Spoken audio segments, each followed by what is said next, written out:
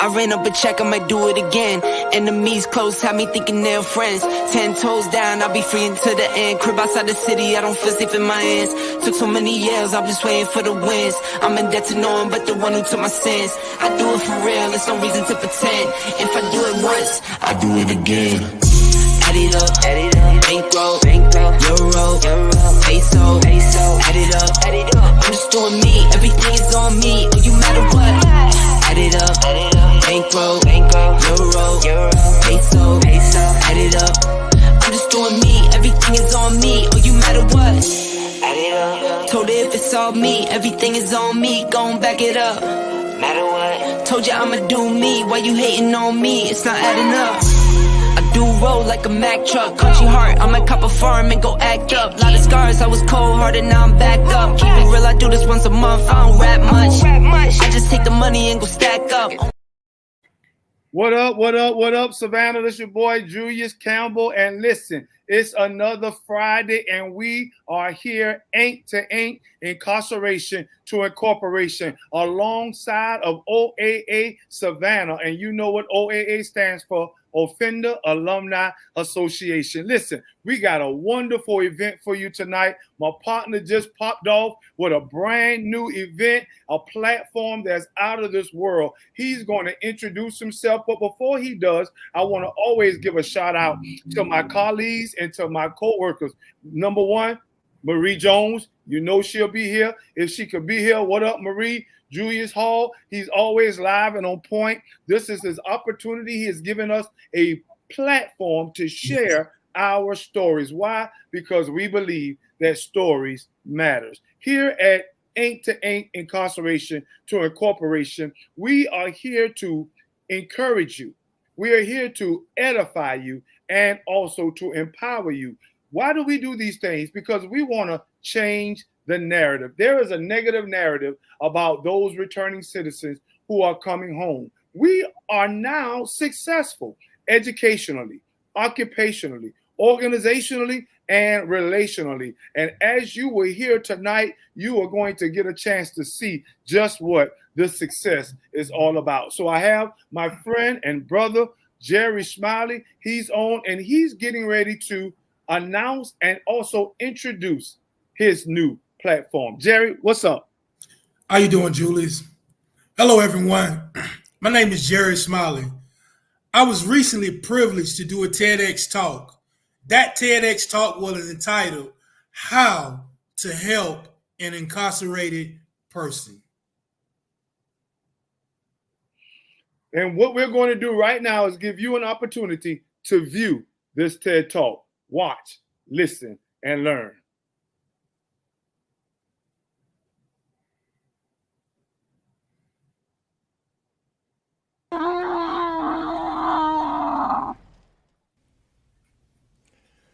A baby elephant fell into the river, and right away it was in serious trouble.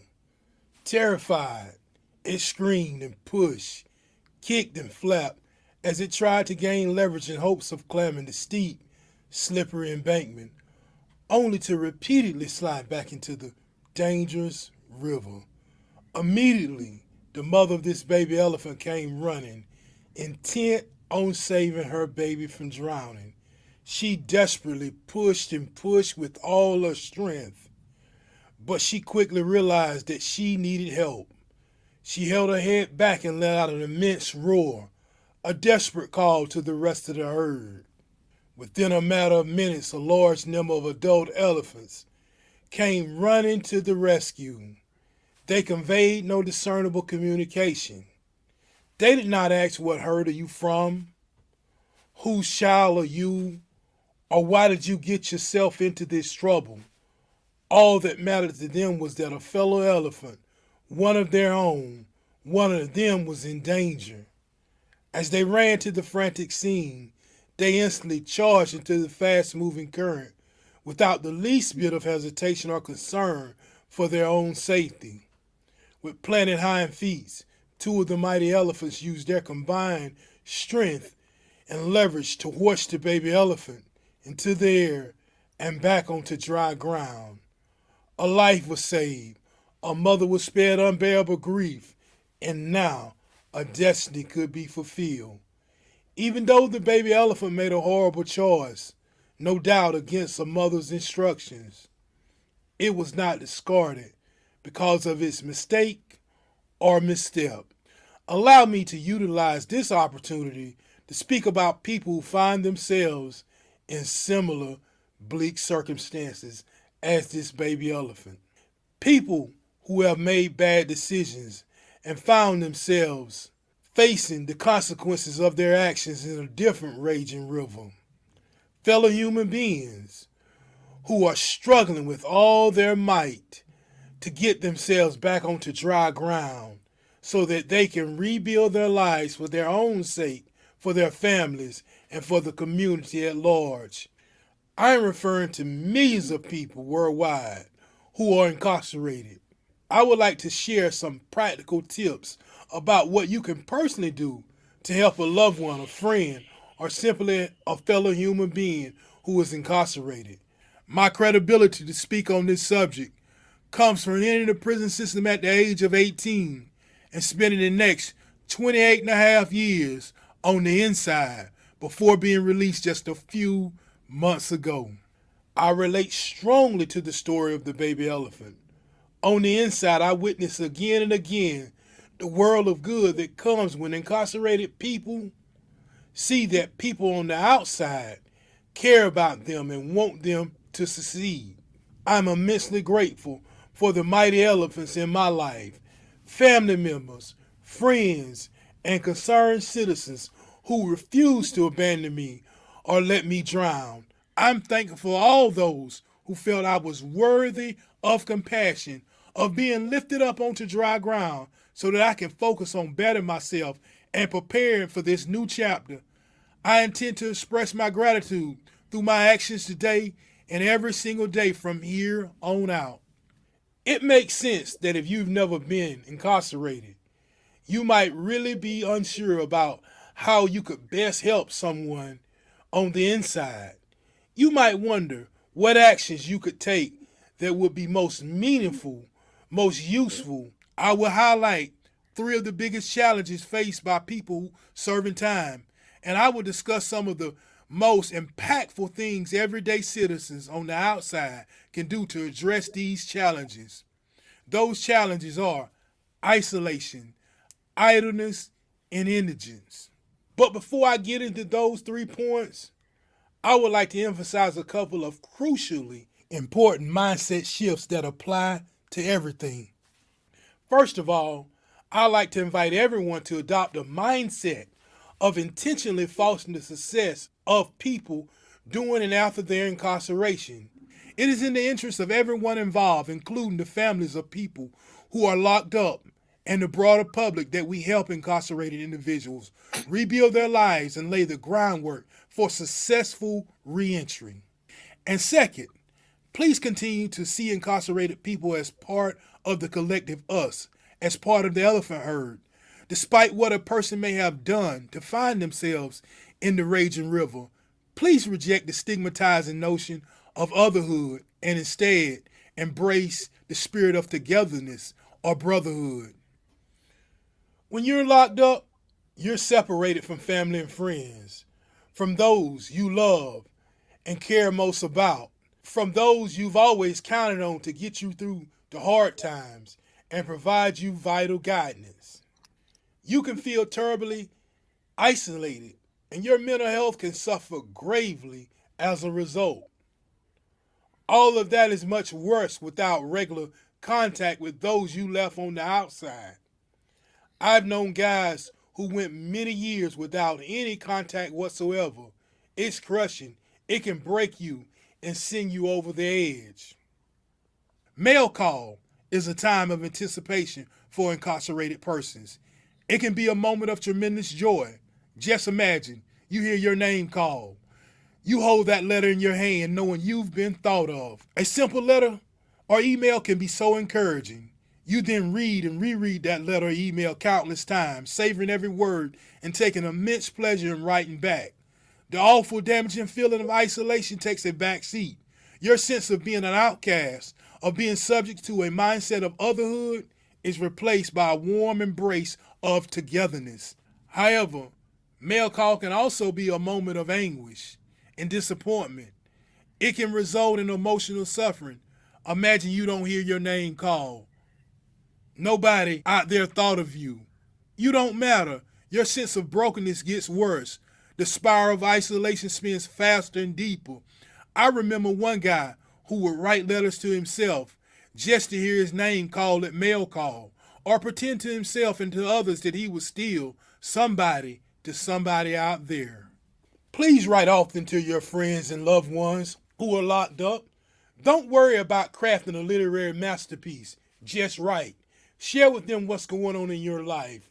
Let them know that you're thinking about them, that you will always be there for them, that you respect and love them. All of that also applies to visiting a friend or loved one in prison. I understand that long distance and the cost of travel can make that much harder for some people. But the positive impact on the person who's locked up, as well as on the visitors, of course, can be absolutely huge. I vividly recall more than 23 years ago the voice of an elderly woman exiting visitation.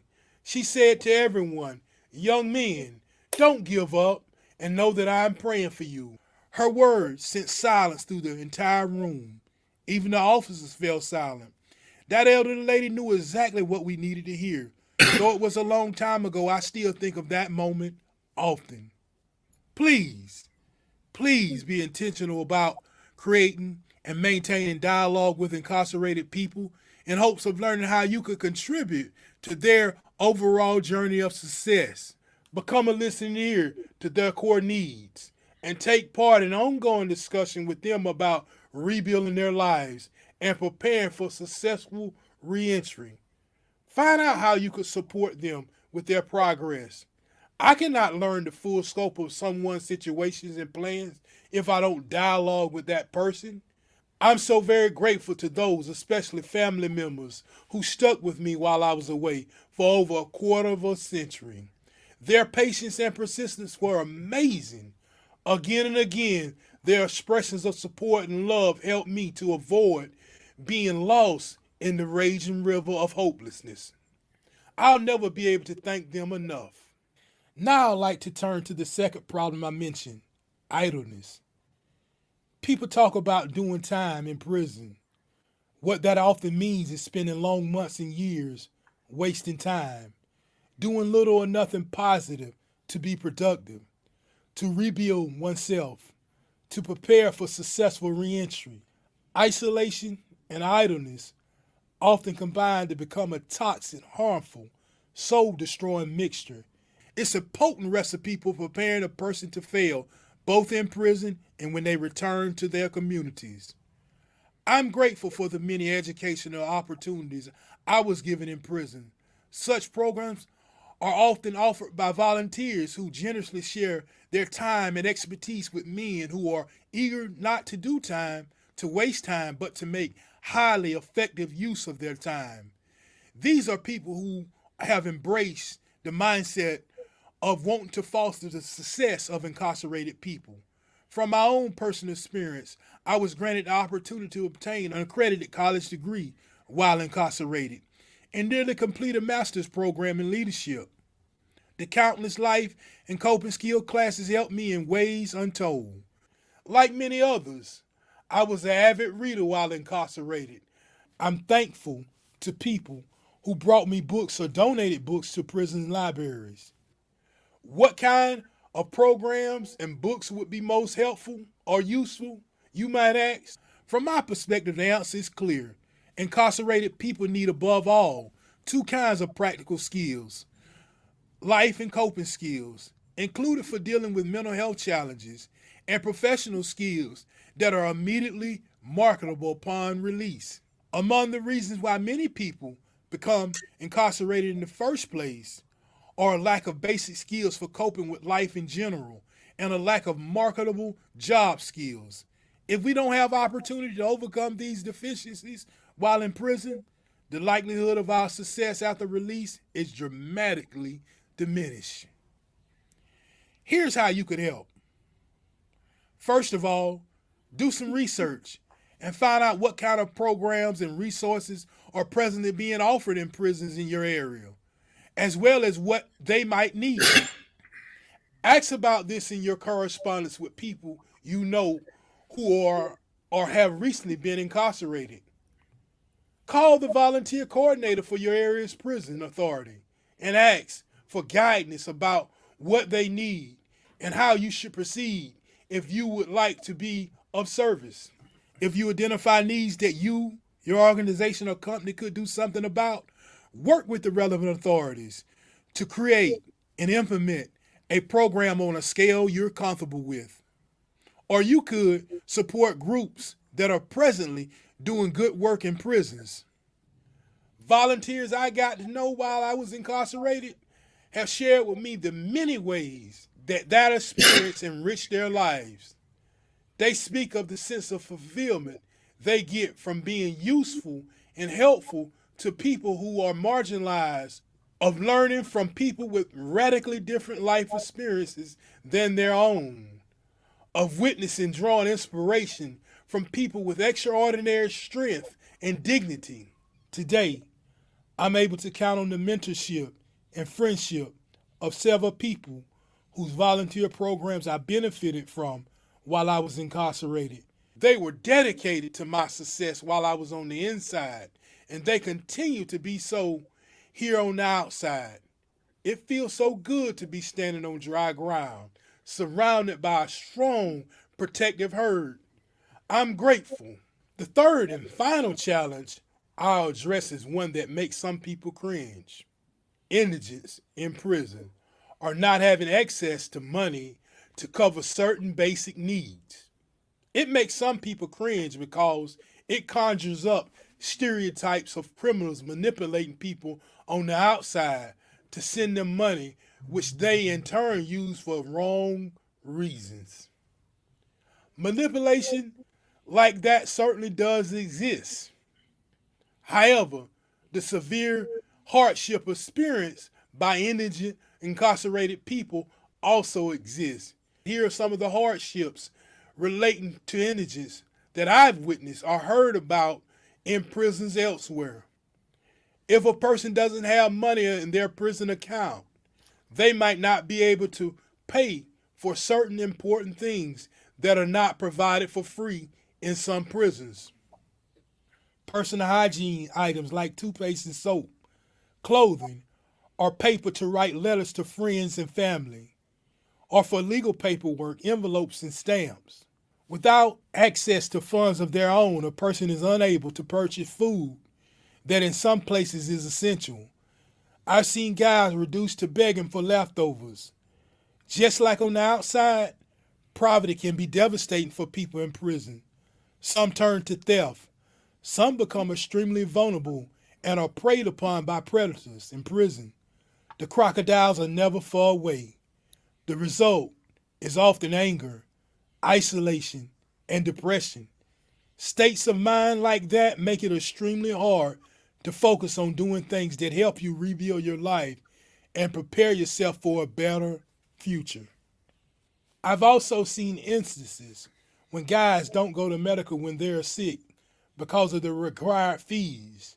Some of them decided they need that money to pay for essentials like things I just mentioned.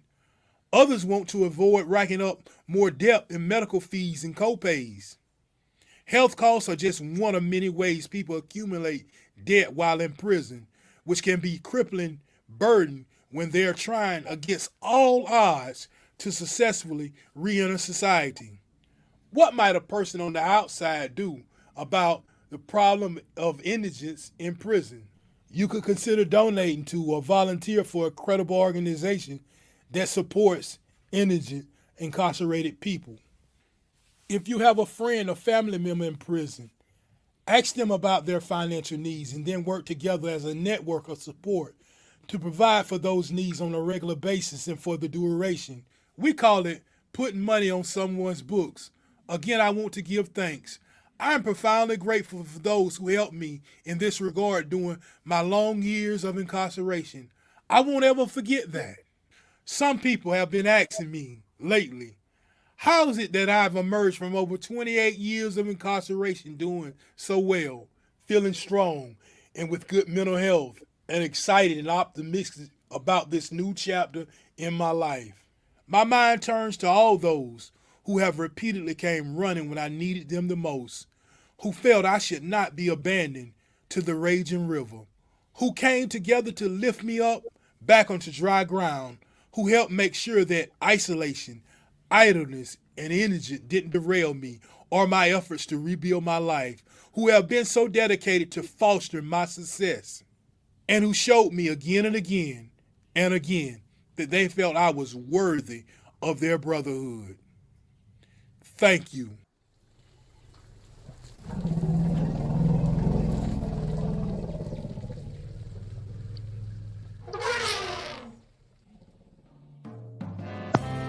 Need your garments cleaned with care and with a professional touch?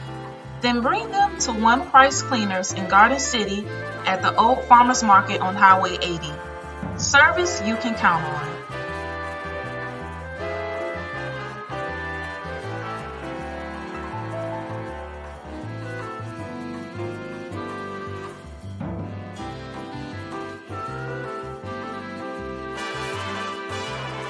Hey there!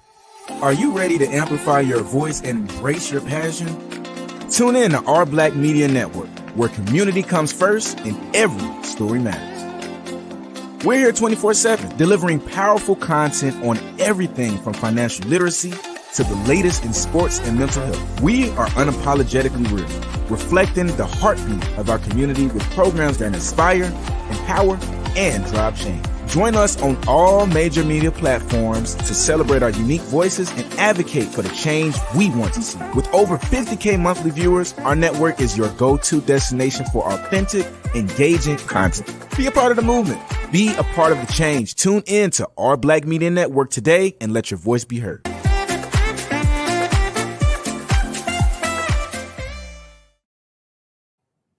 What up, Savannah? It's your boy, Julius Campbell, and I got my guest, Jerry Smiley. We just saw a powerful and potent TED Talk by Mr. Jerry Smiley.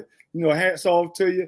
I'll give you your applause, man. That was awesome. I want to ask you a series of questions, if you will, because now I want to get the understanding and the meaning behind what you just shared with us. And I'm sure that our listeners will as well. So I want to ask you a series of questions, and you just begin to just share from your heart where this masterpiece originated from. So number one, the title. What gave you the thought process to even begin to do a TED Talk, and where did this title come from? Well, concerning the title, I think the title says absolutely what I was trying to convey. My motive and goal in doing this TED Talk was to bring awareness of how best to help incarcerated people. So often we talk about the recidivism rate and how to help those that are coming out, but I wanted to give some practical ways that people on the inside could be helped. Oh, I asked the question, first of all, what is this platform? Where did this platform originate? A TEDx Talk. Could you give us a little bit of information about what exactly is a TED Talk? A TEDx Talk is a short presentation, usually by a local speaker, usually in different towns, various towns or cities. They have a TEDx chapter. And whoever is the site director or executive over that chapter, he usually reaches out to different speakers to convey a message to an audience or a group of people. How big is this platform? Do you have any idea? Is this like a regular platform? Is this something that is phenomenal? Well, to be honest, is the word you use, phenomenal. The TED chapter or TEDx or the TED Talks, or they go worldwide. A TED Talk can be seen anywhere in the world. Someone can just click on and view a TED Talk. It's a huge platform. Okay, thank you for that. Now I have another question. the illustration that you talked about, the elephant, and the metaphors that you used were awesome. I mean, you had metaphors like getting back on dry ground. There are many crocodiles in the water, the raging river. And I mean, there were just so many that you used. How did you come up with this analogy? Well, to be honest, of course, you know that I write poetry and motivational speeches, but actually, this here was a particular something I was watching on TV one time, many years ago. It was some type of animal show, and it came from seeing a baby elephant fall into a river, just like I conveyed, and how that herd came to that mother's aid to help rescue that baby elephant. And I just compared that to people that are incarcerated that need that same type of help that baby elephant was given that had fallen into the river. That was an interesting comparison because it gave us a visual.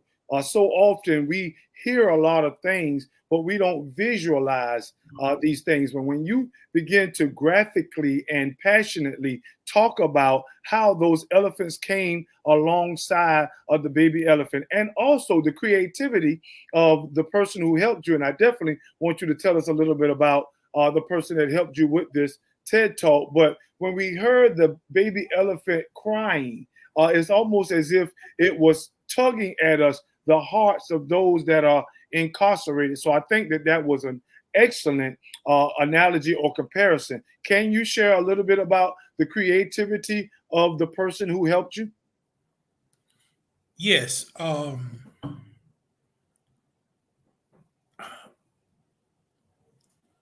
person who helped me, very dear friend, I guess I was just reflecting on him and just how much he means to me and many others.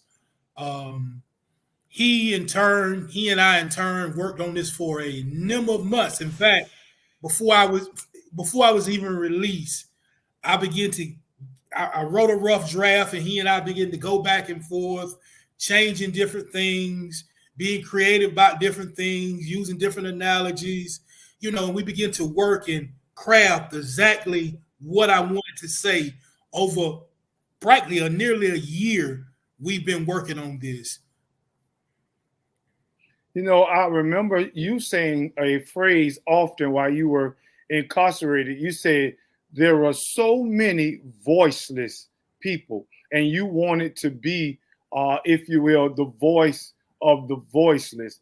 Do you believe that this TED Talk was the impetus to help you to be able to do just that? Yes. My hope and goal, as well as the person who was helped behind a lot of this, the whole goal we had in mind was to bring awareness, but not just bring awareness to incarcerated people. We wanted to see incarcerated people get the help that they needed so they can come back out into society and be productive citizens. That was our whole aim, to help bring awareness to those that are incarcerated, in turn, get them the help they need. You said to me, and you answered my question, but I just think that it needs to be brought out even the more so that we can reinforce this to our listeners. But you said, I asked the why. Why was this TED Talk brought up? And you said, because you wanted to bring awareness. Okay, well, my next question is, to who? Who are you hoping to get this TED Talk in front of? What's the category of people, though, or people's group that you want to reach? Well, of course, my aim is those that work in the reentry world. But to be honest with you, my audience is everyone. And why so? There are over 1 million people incarcerated in the United States. I think it's 1.9 million. 4.2, I want to read the statistics. 4.2 of the world's population resides in the United States. And the United States has over 20% of the people in the world incarcerated, as far as the United States is concerned, if I said that clearly. And I believe that, as you and I both know, many people that are incarcerated are going to get released. And why not have and help these people to be better prepared before they're released back into the community so they can in turn be productive citizens? So that's kind of the why. Have you had any success? What are some of your methods of getting this message out to the masses? Well, of course, I've been sharing it with family and friends, and I'm grateful for many of them. They've been sharing it with others. Many people that are in the reentry world, they've been sharing it with others, asking, is it okay if I share it? And that's how it's been getting out into the world, I'll say. Let me ask you a personal question, because we could hear the passion, as one of my friends says, the pathos. We could hear that emotional intensity as you were sharing. Was this something that hit close to home? Did you experience these very same feelings while you were on the inside? Of course, at times. But one of the things in experiencing some of these feelings and definitely being in personal close quarters with others that were experiencing some of these things more so than I had to experience them, of course it hit home. Just seeing what an incarcerated person has to go through, and how I really believe that many of these things should not be. So of course it hit home. Can you share a story? You said in your TED Talk that there was a man once you knew that he would write letters to his own self just to hear his name called at mail call. Could you share just an epitaph, or no, not an epitaph, an analogy or a story that you can remember how a letter from your family or from another person's family, how it impacted them, whether it was A, positively, or B, negatively? Well, I can do both. My own family and families of others that I knew. Of course, I can remember times, feeling down, a little depressed, a little despondent, and how that mail call and that letter encouraged me and strengthened me just to hold that letter, just to read that letter and reread it, how that brought inspiration and encouragement. So I've seen that countless times over and over again in my life and the lives of others. Can you talk a little bit about those three phrases? You said isolation, you said idleness, and you said indigence. Can you just briefly encapsulate that for us? How did these things come about as you begin to talk about them? Well, as you said, the isolation was more so incarceration. When someone is incarcerated, they're separated from family and friends. Clearly, those that support and love them the most. And often during that isolation, those are times when people easily fall prey to depression and the challenges of mental health. So that's kind of how that came about, seeing that over my 28 and a half years of incarceration, what isolation does to people. That's how the isolation piece came.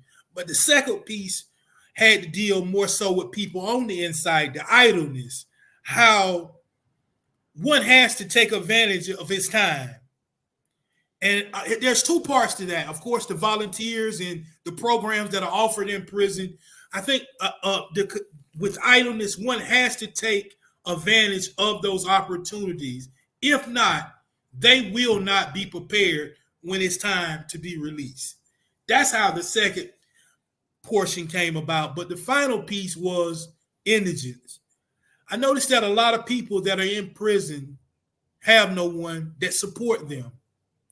And oftentimes being incarcerated, just like someone wants simple things out in society, or someone needing to write a family member and not having a stamp or envelope. Right.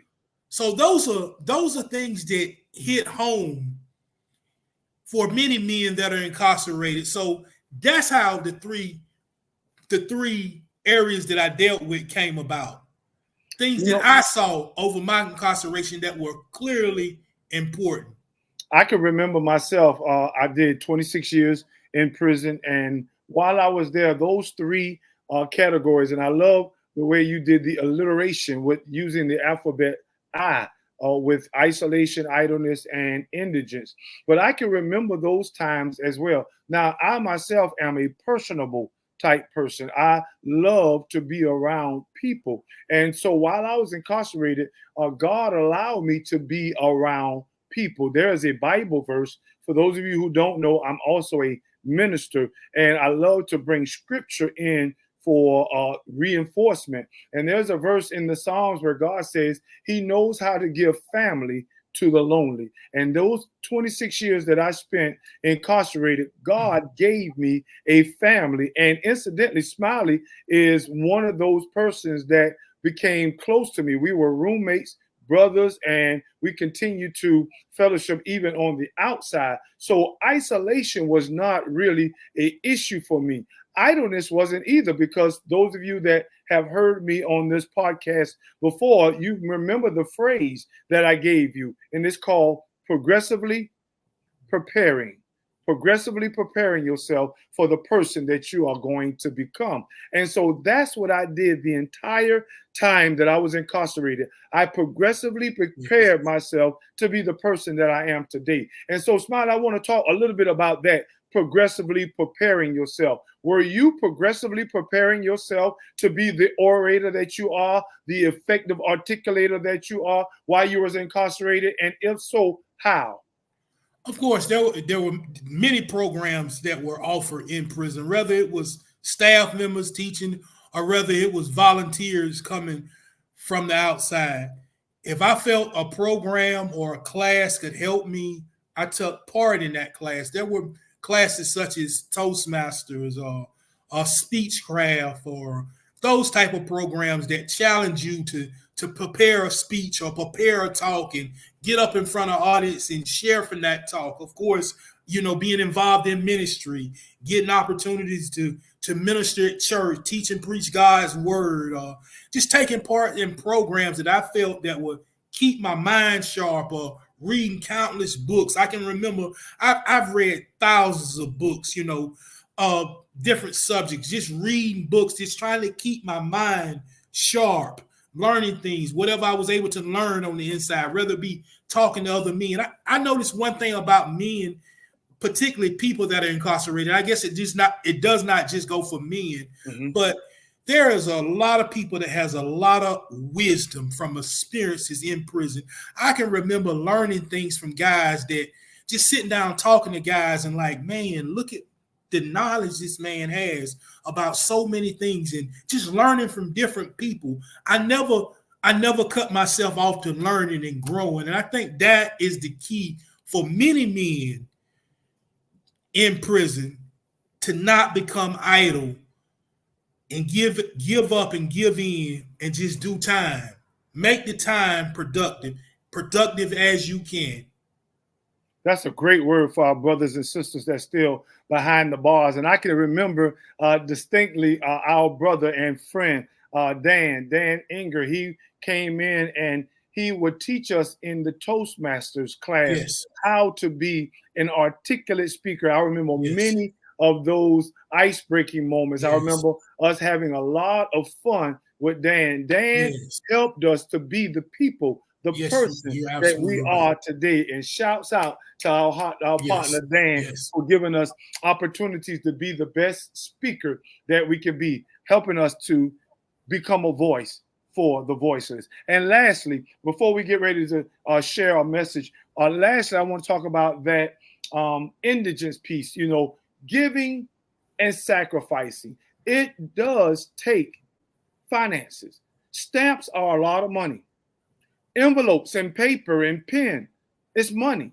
Sometimes you have to make a decision between something to eat and writing a letter home.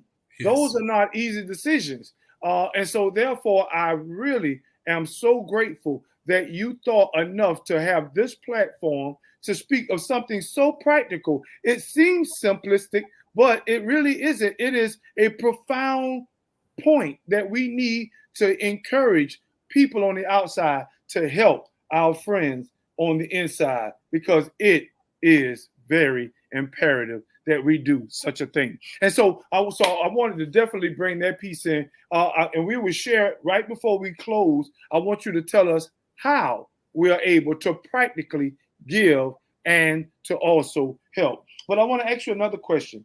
You said supporting groups that are already doing some of these things. What did you mean by that? What I meant by that, there are some amazing groups of volunteers that go on the inside of prisons and jails. And in particular, my reason for mentioning it was some of the organizations or programs or classes that were taught by volunteers that came in that helped me. I definitely have to give a shout out to the Nobits program. You and I both, you know what I mean? What they afforded us, an opportunity to get an accredited college degree. Something that many men can't afford on the outside, particularly someone in our situation being a felon. Right. Definitely have to give a shout out to them. Other groups, Toastmasters, Gavel Club, Speechcraft, and again, you mentioned Mr. Dan and what all he's done, a tremendous help to so many men on the inside and the outside. Other groups, Common Good, and all the work they do trying to bring education to incarcerated people. Just countless groups, countless ministries that have effective programs that come in, that, you know, encourage me and that inspire me, and whether it be biblical or whether it be teaching some kind of self-help or class or life or coping skills class, or even teaching practical skills for job training and things like that. There are just countless groups here in our state, and I'm sure throughout the nation, that comes in and are committed to helping men on the inside. You also spoke of doing research. What do you mean by that? Well, I think doing research, there are a lot of needs still yet for those that are incarcerated. And what I meant by that, for those that have a heart or want to help in some kind of way, I think it's imperative that they do their research. Find out what's going on. Find out what is needed. Ask questions, inquire. As I said, call the volunteer coordinator for that area, whatever it may take, or call that institution and find out who you need to speak to and how you can become of help. That's more so what I meant. Thank you. I'm going to ask you one more question before we take just a short break. There were chaplains on the inside. I'm understanding that you were a chaplain aide in a series of prisons that you were at. And while you were there, what were some of the things from a faith-based perspective that was done to meet some of these needs that you are referring to in this TED Talk? Well, man, I'm kind of emotional moment. As far as this spiritually, the man that meant more to me than anything, Chaplain Forrest Lester, who you and I both know, who died inside an institution here a number of months ago. So grateful to him and all his service and all his help to so many men. And some of the things that stand out, some of the one-on-one things that he done with me, and some of the classes that he taught, some of the spiritual formation, how his hope and goal was that he could train leaders that could go out and help other men throughout the institution with a lot of the issues and problems that they face. So that's some of the ways that I come to mind that, you know, spiritual training and formation came about. Wow, that's so awesome. You know, I myself was a chaplain aide for a number of years as well. And one thing we would try to do is give those greeting cards out, remember? Yes, and we were doing Christmas time, during the holidays or birthdays or loved ones, and we would share those greeting cards monthly with men that they were able to send those cards to families, especially those kid cards where they were wanted to send those cards. I mean, there were just so many things we tried to do to keep communication between those on the outside and those on the inside. And I want to speak a little bit more about that when we come back. But right now, we want to take a short break. And after this break, we will begin to conclude. So listen just for a moment.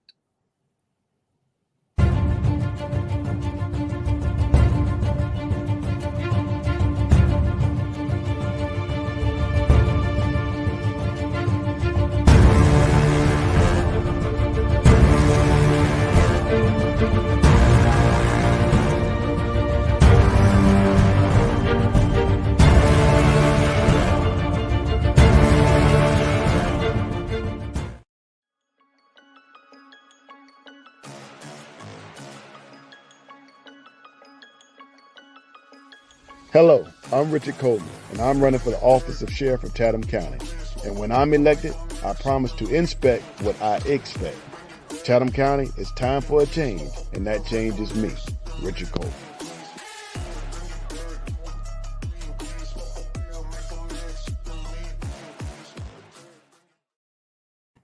Welcome back here, Savannah. Listen, as we get ready to turn the corner, Mr. Jerry Smiley just had an opportunity to do something astounding. He just did a TED Talk, and he's here with me today to tell us a little bit more about behind the scenes of this TED Talk. Can you again tell us the name of the TED Talk, Mr. Smiley?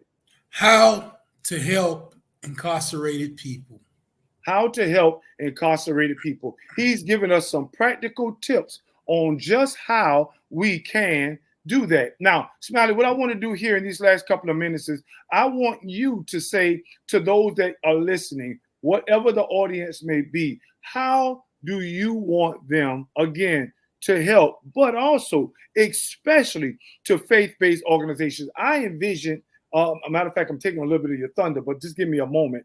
I envision that this podcast, that this platform will be shown in multiple faith-based establishments, especially churches. Why? Because I don't know if this number is correct, but I do know that it's high. 70 to 80% of the congregation has a loved one that's incarcerated in some form or fashion.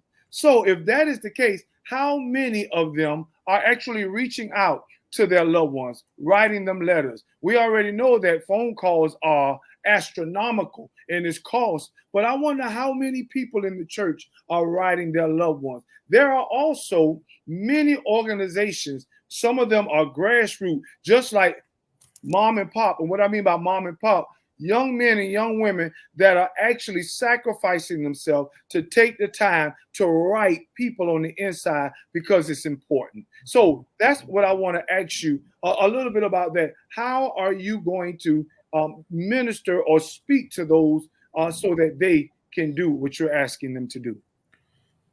Of course, I think that those that are part of the faith-based community or just volunteers in general, I think there are many ways that these persons can be helpful. For instance, as you said, writing someone that's incarcerated.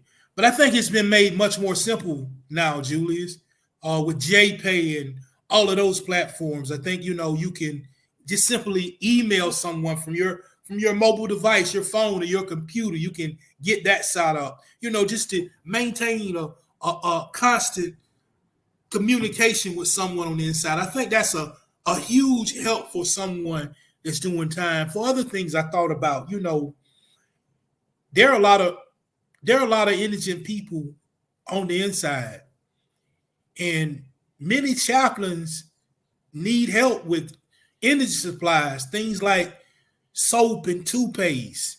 I think that volunteers and faith-based organizations can help the chaplain out in those ways tremendously with those type of supplies.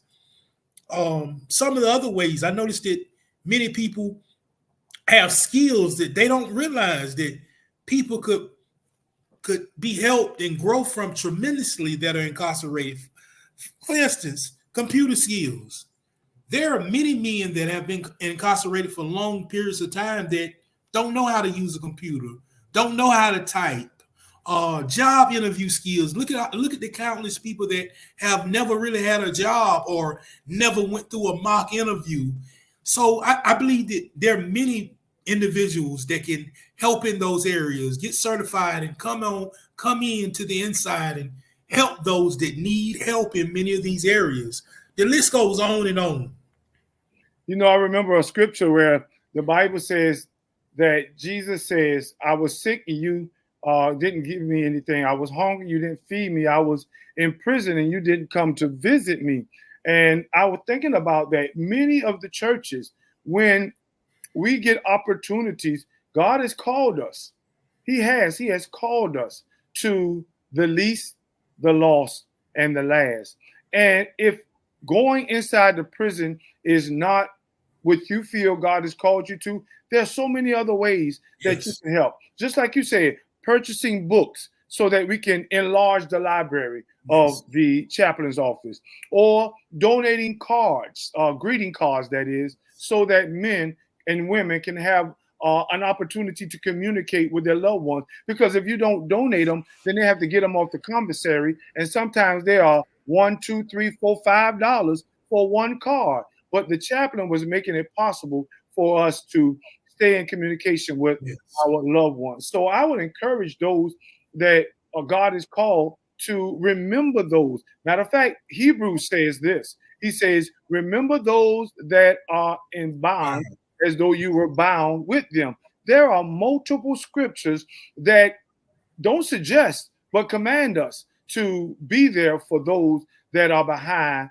the bars. And so therefore, I just pray that we can get this message out, this platform out to outreach, faith-based organization, community partners, to those that could help in some way to reach out. You said research. Reach out and call the chaplain. Here in Savannah, we got Coastal State Prison. Somewhere in your neck of the woods, there is a prison, and you can call to see what can we do to help men and women behind the bars. What do you think about that, Jerry? I think that is desperately needed. You know, as I said earlier, if we really want to help make our communities safer, help men and women to be more productive, those that are inside of prisons and jails need help. And I think the community is in an ideal position to be that help. Thank you. Let me ask you this. So often we tell people or we ask people to do things, but what about you? Are you yourself doing the things that you're speaking of today? Yes. Those that haven't spent so much of my adult life behind prison walls, that's a place that's near and dear to my heart. I made a vow that if God would ever let me out of prison, I would always reach back and be a help to men on the inside. Of course, by staying in communication, by helping them in other ways, even sending them money, any kind of way I can be of a help to them. That's what I committed to doing, and that's what I strive to do even today as much as possible. Because I know the feeling of being behind those walls.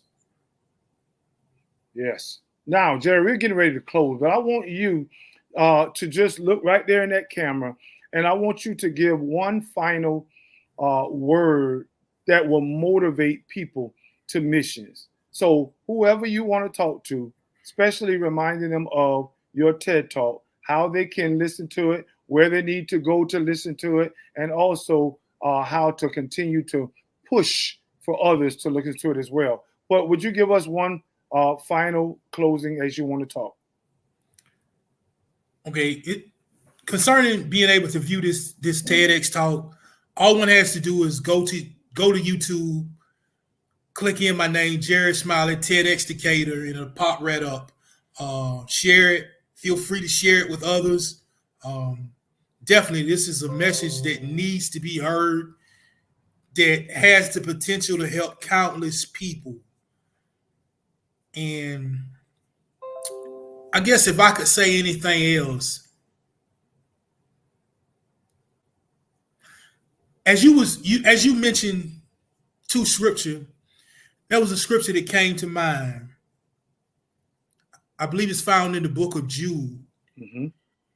And that scripture spoke about during that time how they had certain types of gatherings and food was served.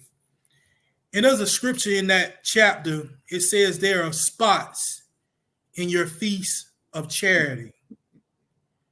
In other words, I believe that we all should be reaching back, helping someone in some kind of way to better their life, to better their situation. And that's my encouragement to anyone. That's not a rebuke. That's not a chastisement or anything. That came as a word of encouragement.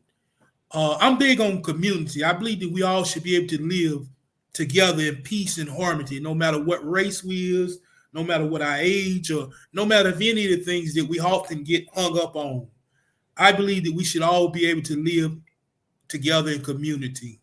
And I believe that in some way, we all can be a help to those that are incarcerated. And that's just my encouragement to everyone, particularly if you have family that are incarcerated. Find out what's going on. Find out how you can help them. If you have friends that are incarcerated and you've lost contact with them and you wonder about them sometime, reach out to them. It's easy. Google their name and you'll find clearly where they're at, what prison they're in, and reach out and find out how they're doing and encourage them during that difficult time in their life. And that's all I want to say. Thank you, Jerry. So there you have it. Jerry Smiley has just shared his TED Talk with us. How to help incarcerated persons. Tips from Jerry Smiley. Yes. Listen, I'm asking you to do the same thing that Jerry just did. Would you please go to YouTube, look this up from the TED Talk platform, listen to the words that Jerry is conveying as he passionately pleads for us to remember those that are behind the bars. That's our civic duty. That's also those of us that are men and women of God. That's something that he has commanded us to do. And I believe that we have heard his heart, because guess what? These men and women are coming back home. They may even become your neighbors. And we want to do everything we can to help them to become better and not bitter. That's right, better and not bitter. And I tell you, I just want to thank Jerry for this time and the opportunity that he has given to us to share. Jerry, if you would, please stay on as we get ready to close. But for those of you that are listening here this Friday night, listen, Ain't to Ain't, OAA, we appreciate you. We love you. We want you to be able to be the best person that you can be. Listen, I tell you this thing often. I started out wrong, but look at me now. We are finishing strong, changing the negative narrative behind recidivism. Returning citizens are successful. All we ask is that you give us an opportunity to be the best that we can be and watch and see how we show ourselves off. Listen, thank you. See you next Friday. Good night.